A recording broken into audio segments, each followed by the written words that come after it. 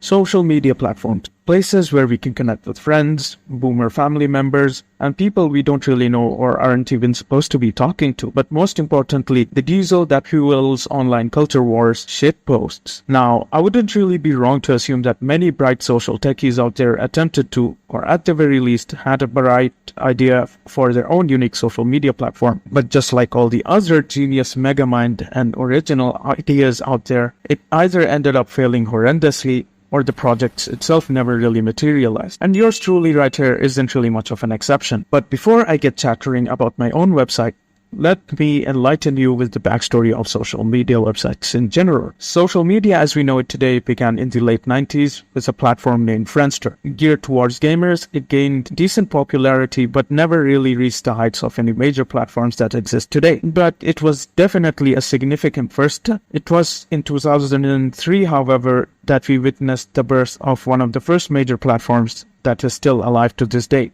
4chan, the father of online irony and shitposting. Although it was always anonymous in nature rather than a social platform, it would come to shape online pop culture and still continues to have significant sway over it. However, the real dawn of digital socialization came with the arrival of Facebook, revolutionizing connectivity in the digital space. This led to the emergence of an era full of cloud chasing and all-out commercialization of the free internet. I mean, who wouldn't really want free cash anyways? The online revolution initiated by our friend Zuckerberg was so great that Facebook had to steal multiple features from platforms such as Snapchat, monetize selling customer information, and also buying several platforms just to have an absolute monopoly over online connectivity. But that's not really the main point or contention of today's video. I might make a blockbuster documentary about online social media platforms in the distant future, really. Now, on to the main discussion of this video. If you take a look, all social media platforms are virtually the same, with minor differences in layout and privacy policies at best. They all give you the ability to post images and video content, communicate with friends and families, and also sort content posted by others into timelines. Nothing really special to differentiate any of them, but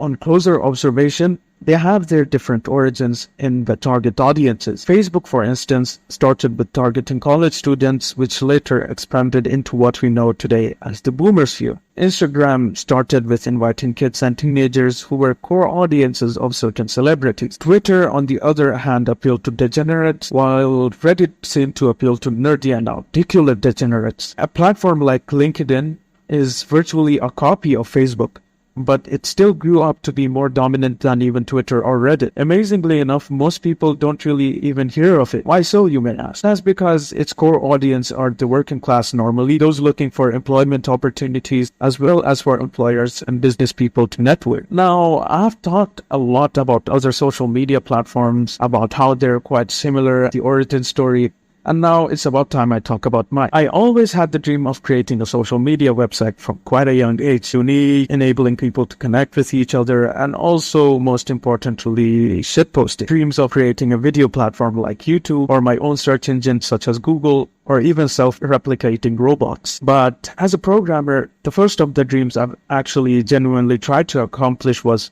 a unique and uncrappy social media website. But from my months of trial and error, I discovered that it is in fact quite easy to create a social media website and give it features. And we realized that although I may have been working on a platform, it wasn't really anything particularly unique. Unique wasn't actually an issue either, as I talked about LinkedIn much earlier today.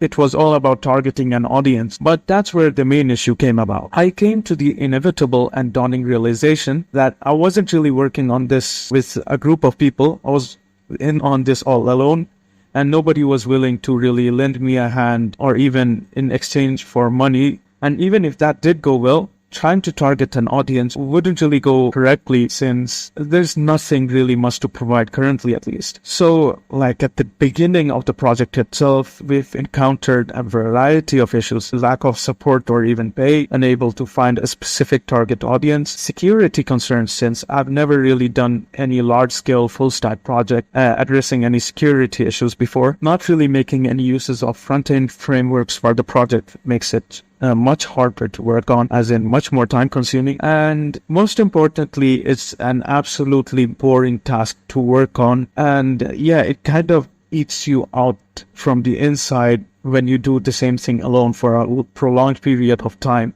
and that too without any monetary incentives. This doesn't really mean I'm gonna give up, right? This won't make me feel discouraged. I shouldn't really be stopping. Maybe I may fail or learn something, but at the end of the day, every forest fire starts with a single small spark. So yeah guys, thank you for watching this video. Please don't hesitate to like and subscribe to my channel, and maybe join the Discord server down in the description. Yeah, if you guys are interested in checking out the website, it's actually open source, and I've uploaded the link to our website's GitHub repository in the description. Yeah, and thank you guys for watching this video. See ya.